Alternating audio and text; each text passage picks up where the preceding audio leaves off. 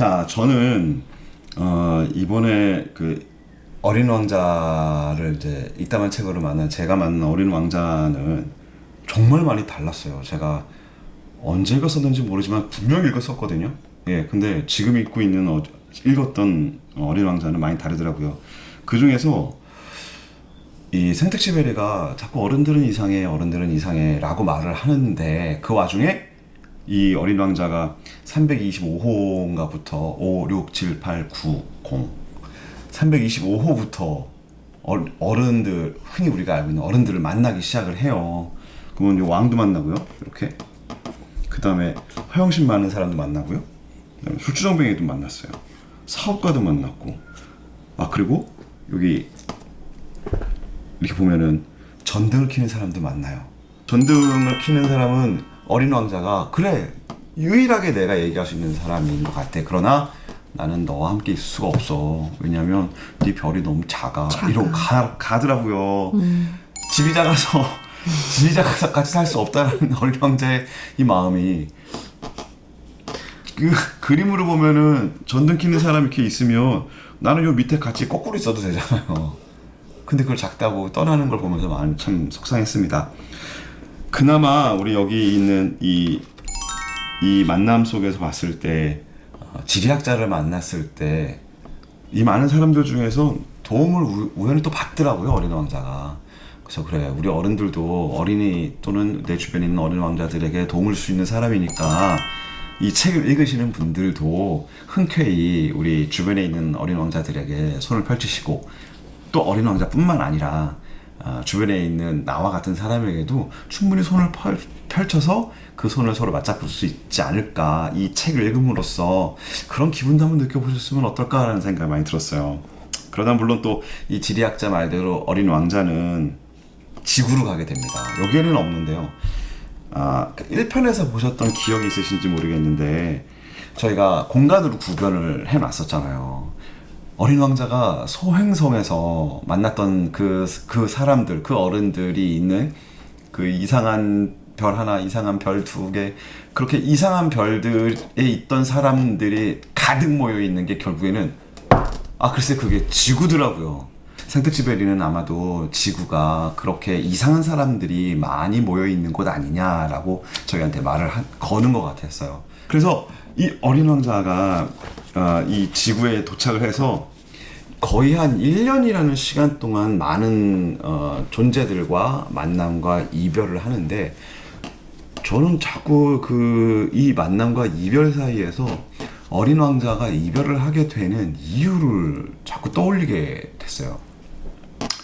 그 이유는 물론 제 생각이지만 어린 왕자 그 이유는 자기에게 뭔가 도움이 되지 않는다라는 생각엔 다 손을 좀 뿌리쳤던 것 같아요.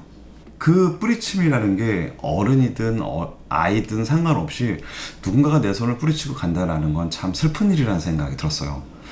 여기에 만났던 이 왕은요, 이 큰 별에 자기 혼자 큰 망토를 두르고 있어요. 그 별에는 아무도 살고 있지 않은데 이 왕은 거기에서 누군가에게 호령을 하고 싶어가지고 기다리고 있었어요. 얼마나 오래 기다렸을까라는 생각이 들어요. 그래서 어린 왕자를 이렇게 만났을 때 많은 대신 뭐 총리 이런 걸 다 시켜줍니다. 떠나가는 그 왕자의 뒷모습에다가도 큰 외교관. 소리를 지릅니다.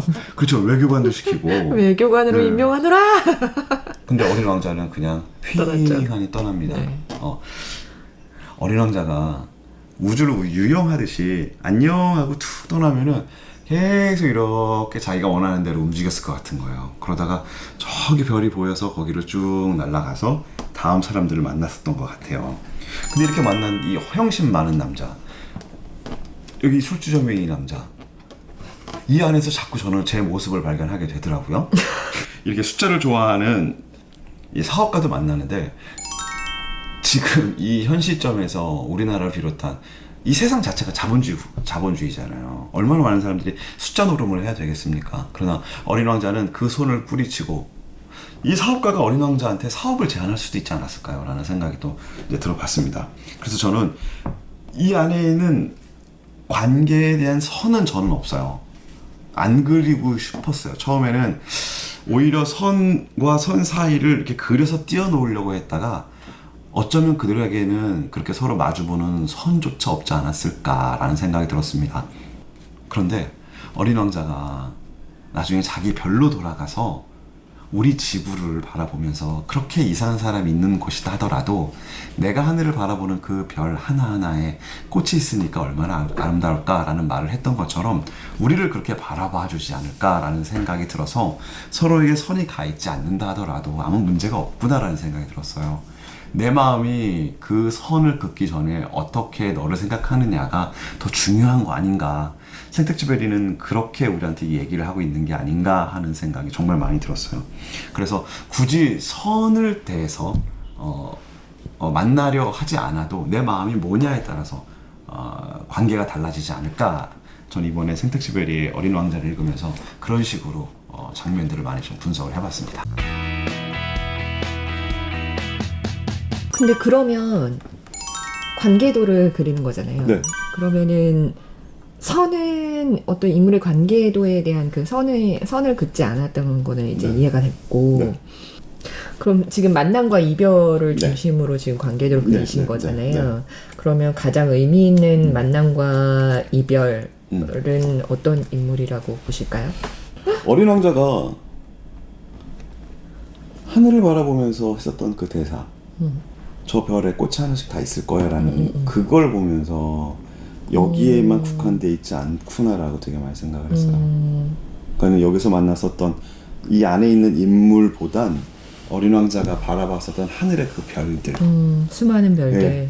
그러면 여기서 만나지 않았었던 수많은 별들의 그 꽃들이 있는데 우리도 분명히 만나지는 못했지만 우리 마음속에 가지고 있을 또는 만날 수도 있을 그 가능성이 있는 그래서 그러잖아요. 사막이 아름다운 이유는 샘을 품고 있기 때문에 아름답다. 그러나 그 샘은 내가 아직 발견하지 못했다 하더라도 그 샘이 있을 거라는 그 믿음. 그래서 저희가 1편 때 믿었다고 그랬잖아요. 작가님도 그렇고 나는 생텍쥐베리가 그렇게 했다는 걸 나는 믿어라고 하는 게 저한테는 되게 인상적인 사실은 단어였거든요. 새를 타고 왔을 거라고 네, 믿어. 네. 그래서 B612라는 별 이름을 지어주긴 했는데 제가 알고 있을 때는 어린 왕자가 나는 B612에서 왔어 라는 얘기는 저는 못 찾았어요. 그런데 보니까 작가가 B6 한 번 나타났다가 사라졌던 별이 있었는데 학교에서 그 얘기를 허름하게 옷 입은 사람이 가서 얘기를 했더니 안 믿어주더라. 그러나 정장을 입고 가서 얘기를 했더니 그 별하고 인정을 해주더라. 이 생텍쥐베리는 나는 그 별이 어린 왕자의 집일 거야. 난 그렇게 믿을래 라고 하더라고요. 어린 왕자를 대하는 우리가 그런 신뢰를 누구한테 갖느냐. 그게 저 하늘의 별에 그런 꽃이 있을 거야 라고 내가 믿는다라는 게 더 저한테는 되게 많이 이 관계에서 다가왔어요. 강의 잘 들었습니다. 이제 강의가 되면 안 되는데 강의가 되어버렸네요. 아니 정말 그 인물관계도 백배우님 편을 들으면서 역시 배우구나. 굉장히 무대에서 연출하는 어떤 카리스마 그런 게 와 분석력. 네, 저는 그런 걸 느꼈어요.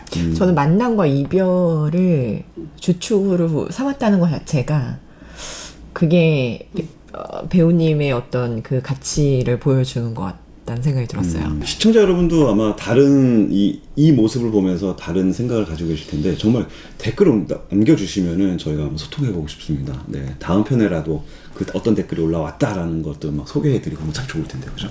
다음 편이라도 아니면 네, 그렇습니다. 댓글로써 그렇습니다. 네, 그렇습니다.